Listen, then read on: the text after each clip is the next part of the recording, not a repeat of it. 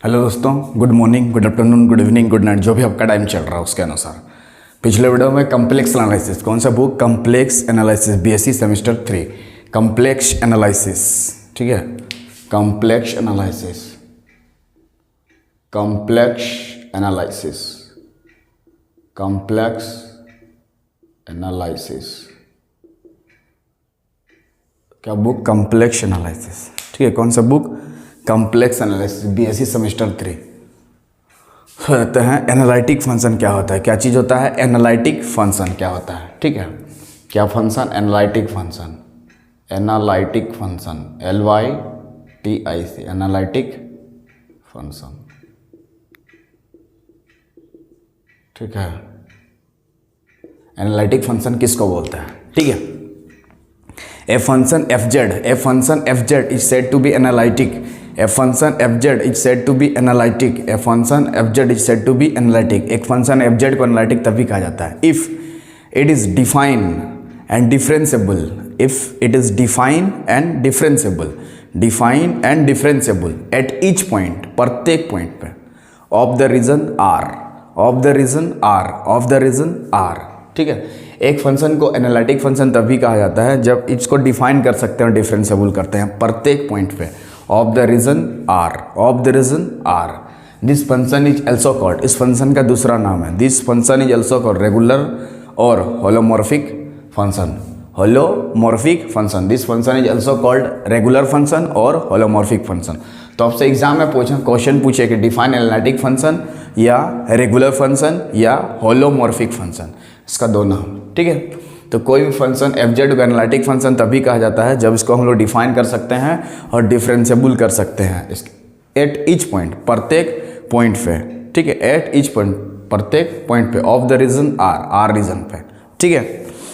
This function is also called regular और holomorphic function. इस function को क्या बोला जाता है? रेगुलर या होलोमॉर्फिक फंक्शन, ठीक। तो एनालिटिक फंक्शन किसको बोलते हैं? A function f of z is said to be analytic, to be analytic, analytic, ठीक। A function fz is said to be analytic, ठीक है, if it is differentiable, यानी कि it is defined, it is defined and differentiable, differentiable,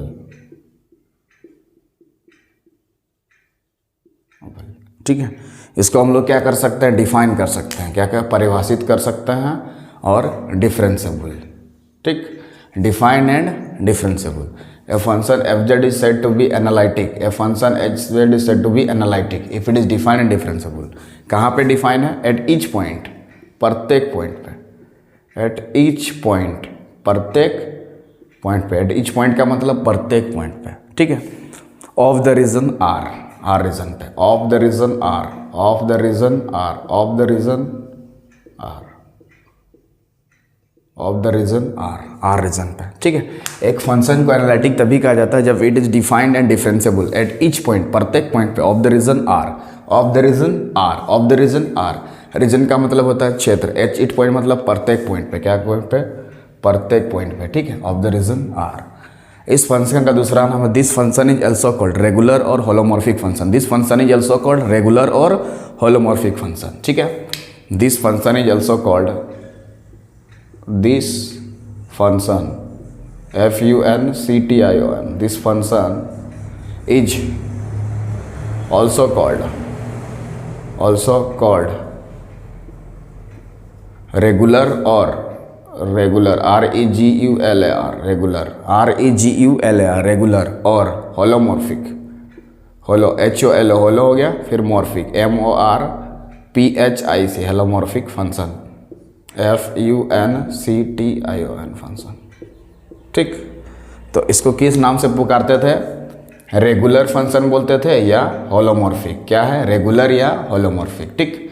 क्या नाम से पुकारते थे, रेगुलर या होलोमॉर्फिक। तो क्वेश्चन में पूछे डिफाइन एनालिटिक फंक्शन, तो ये लिख दीजिएगा, ठीक है। डिफाइन रेगुलर फंक्शन फिर भी वैसे लिखिएगा, डिफाइन होलोमॉर्फिक फंक्शन फिर भी वैसे लिखिएगा। यहाँ का ही चेंज करिए, जैसे एनालिटिक फंक्शन आपसे पूछे तो यहाँ एनालिटिक लिख दीजिएगा, रेगुलर फंक्शन पूछे तो यहाँ रेगुलर लिख दीजिएगा, होलोमॉर्फिक फंक्शन पूछे तो यहाँ पे खाली होलोमॉर्फिक लिखिएगा। क्लियर है। तो एनालिटिक फंक्शन का दूसरा नाम क्या है, रेगुलर फंक्शन या होलोमॉर्फिक फंक्शन। क्लियर है। अब देखिए ये एफ जेड का मतलब क्या होता है। यहाँ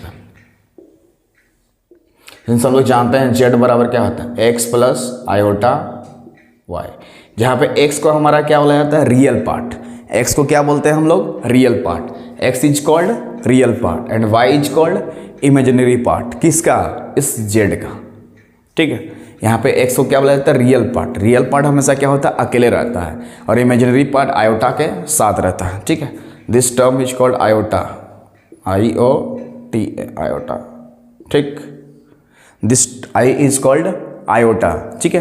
तो एक्स को हमारा क्या बोलते हैं, रियल पार्ट। एक्स हमारा क्या हो गया, एक्स हमारा क्या हो गया, रियल पार्ट। एक्स हमारा क्या हो गया, real part. This x is called real part, real part of Z. RP का मतलब होता है रियल पार्ट। आरपी का मतलब होता है क्या, रियल पार्ट। आरपी का मतलब क्या होता है, रियल पार्ट, रियल और पार्ट। आरपी का मतलब क्या होता है, रियल पार्ट। और यहाँ पे इमेजिनरी पार्ट, वाई हमारा क्या हो गया, IP, imaginary part. Imaginary part, IMAGINARY, imaginary और पार्ट, PART पार्ट, ठीक है। That X is called the real part, X is called the real part and Y is called the imaginary part. किसका, of Z का, ठीक है। Imaginary part of किसका लिख देंगे, जेड का। ऑफ किसका लिख देंगे, जेड का, ठीक है। इस जेड का, ठीक है, ये वाला जेड जो है इसका रियल पार्ट ये एक्स है और जेड का इमेजिनरी पार्ट वाई, जो आयोटा के साथ रहेगा। अगर ये माइनस होता तो माइनस वाई होता है इमेजिनरी पार्ट, ठीक है। मतलब इसको रियल और इमेजिनरी पार्ट में ब्रेक करना जरूरी है। तब इसका मोड निकालते हैं अभी, जेड का जेड मोड, सब अंदर में क्वेश्चंस में यूज होगा। Z mod equals to root under modulus निकालने के लिए क्या करते हैं, जो रियल पार्ट रहता है इसका स्क्वायर करने, यानी कि क्या हो जाएगा, एक्स का स्क्वायर प्लस वाई का स्क्वायर, इमेजिनरी पार्ट का स्क्वायर, ठीक है। तो मोड जेड निकालने के लिए क्या करेंगे, यहाँ जो रियल पार्ट रहेगा एक्स है तो एक्स का स्क्वायर करना, बीच में प्लस इमेजिनरी पार्ट का स्क्वायर। इमेजिनरी पार्ट मतलब क्या है, यहाँ पे वाई है तो वाई का स्क्वायर, ठीक है। वाई हमारा क्या है, इमेजिनरी पार्ट है, दिए वाई हमारा क्या है, इमेजिनरी पार्ट, और एक्स क्या है हमारा, रियल पार्ट, ठीक। और ये मोड जेड पढ़ते हैं, इसको क्या पढ़ते हैं, mode Z, modulus of Z. क्या पढ़ते हैं, मॉडुलस ऑफ जेड। क्या पढ़ते हैं, modulus of Z, MODULUS, modulus of Z, ठीक। मॉडुलस ऑफ जेड क्या पढ़ते हैं, मॉडुलस ऑफ जेड, ठीक है। तो एनालिटिक फंक्शन किसको बोलते हैं, F function F Z is said to be analytic if it is differentiable, if it defined and differentiable at each point of the region R. This function is also called क्या है, regular और holomorphic function, ठीक है। जैसे F Z बराबर यहाँ पे क्या हो जाएगा, जैसे जेड इक्वल टू इतना आ गया तो एफ जेड बराबर यहाँ क्या हो जाएगा, U plus iota V. F of Z बराबर क्या हो जाएगा, u प्लस आयोटा इंटू भी। यू क्या है हमारा, ठीक है, function of X and Y. U क्या है हमारा, function of X and Y. ये क्या है, function of X comma Y. भी क्या है, फंक्शन ऑफ एक्स वाई। भी क्या है, फंक्शन ऑफ एक्स वाई, ठीक है। एफ क्या है हमारा फंक्शन, ठीक है। तो u क्या है हमारा, फंक्शन ऑफ एक्स वाई, ठीक है। और v क्या है हमारा, फंक्शन ऑफ एक्स वाई। मतलब u को भी एक्स वाई के टर्म में लेके आना है और v को भी एक्स वाई के टर्म में लेके आना है। u को भी एक्स वाई के टर्म में लेके आना है, उसको भी एक्स वाई के टर्म में लेके आना, ठीक है।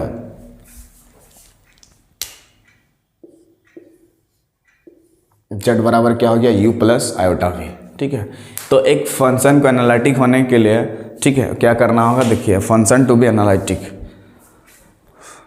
sufficient condition that a function to be analytic, ठीक है। तो फंक्शन को एनालिटिक दिखाने के लिए क्या करना पड़ेगा, ठीक है। फंक्शन को एनालिटिक दिखाने के लिए उसमें कोची रीमान इक्वेशन से पार्स करना होगा, CR इक्वेशन से।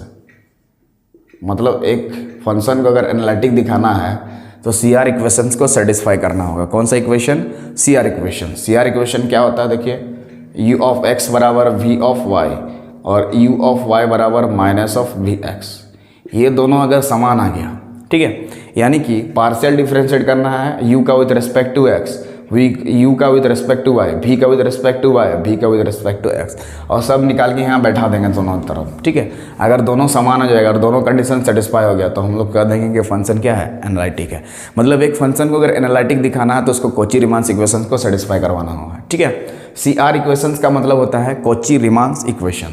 CR इक्वेशन का मतलब होता है कॉची-रीमांस इक्वेशन, कॉची-रीमांस इक्वेशन, रीमान इक्वेशन।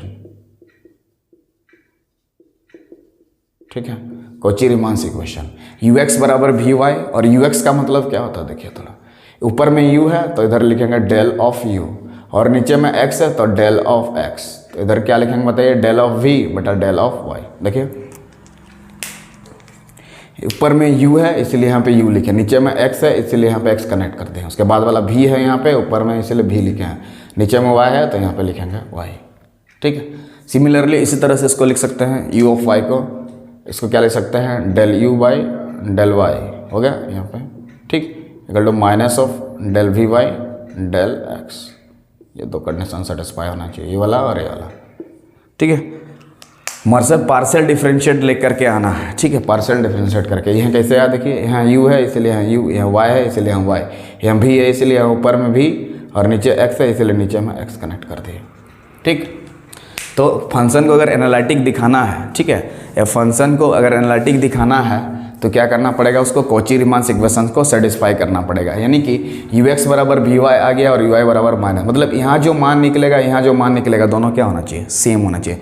जैसे इसका मान 2 निकला तो इसका मान 2 निकला, इसका -3 इसका भी -3, तो फंक्शन हम एनालिटिक बोल देंगे। इसका 4 निकला, इसका 5 निकला, तो क्या होगा, एनालिटिक होगा। इसका 6 इसका 7 तो एनालिटिक होगा। दोनों कंडीशंस को सेटिस्फाई होना जरूरी है एनालिटिक दिखाने के लिए। ठीक है, तो क्या